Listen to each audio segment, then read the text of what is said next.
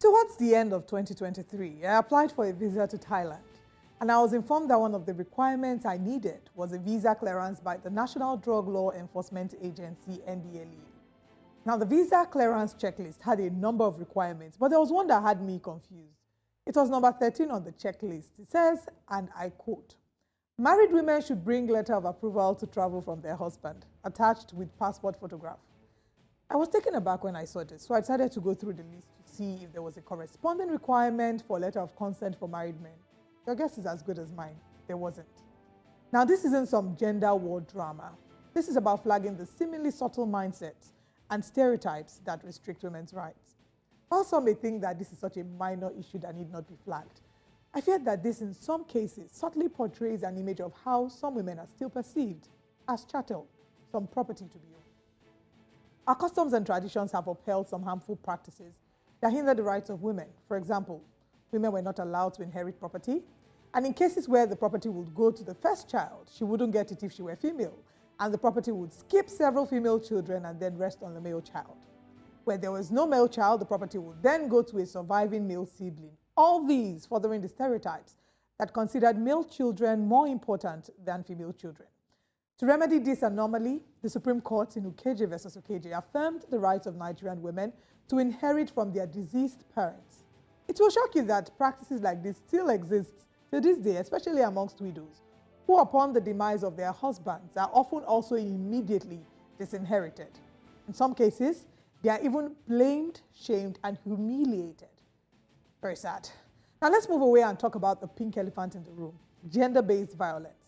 According to the Federal Ministry of Women Affairs, Nigeria recorded 27,698 cases of sexual and gender-based violence between 2020 and 2023. Now, please note that these numbers are just in 6 states. So imagine what the numbers will reveal if we went around the 36 states. Imagine if we looked at the 36 states.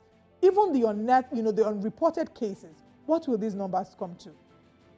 On the 25th of October, the Punch newspaper reported the story of a man who reportedly killed his wife over a little misunderstanding. The same paper on the 19th of December reported the story of a man who allegedly murdered his wife in the Olota area of the Alimosho local government area of Lagos over her failure to cook his meal. There are many such stories, and I can go on. Domestic abuse, sexual assault, and harmful traditional practices continue to traumatize and devastate countless lives. Yet, all too often, survivors are met with indifference or victim blaming, perpetrating a cycle of silence and impunity. As we mark International Women's Month, while we celebrate the achievements of Nigerian women who have shattered glass ceilings and risen to positions of prominence, the reality remains that they are still vastly underrepresented in decision-making roles and leadership positions.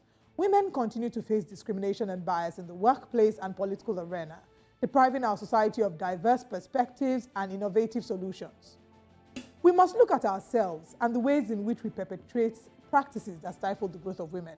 We must condemn statements and actions that encourage all forms of abuse and discrimination against women.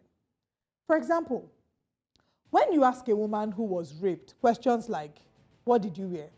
Why did you go there?" you are shifting the blame from the perpetrator and encouraging a cycle of victim shaming. When you refuse to promote a woman to a leadership position that she's adequately qualified for because she's female, you're further encouraging discrimination, which the Constitution of the Federal Republic of Nigeria frowns against. So there's so many things that we need to unlearn, especially because this month we're celebrating International Women's Month, which is of course the month of March, and the 8th day of March is International Women's Day. The theme this year is Invest in Women, Accelerate Progress, and several key areas need joint action, including investing in women, ending poverty, implementing gender-responsive financing, shifting to a green economy and care society, but on a smaller scale.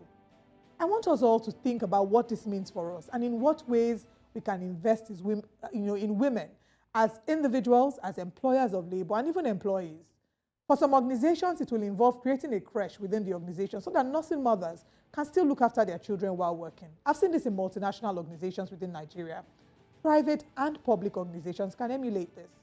For some organizations, it will involve encouraging more remote work for nursing mothers. In 2023, Spain passed a law allowing those with especially painful periods to take paid menstrual leave from work. Is that something we can look at here in Nigeria to make work more inclusive for women? The moral of this story is that we must all remember that the role of investing in women is a collective responsibility. You must play your part. Let's create a country that recognizes the impact of women and prioritizes the well-being of women. Happy International Women's Month. Good morning, Nigeria.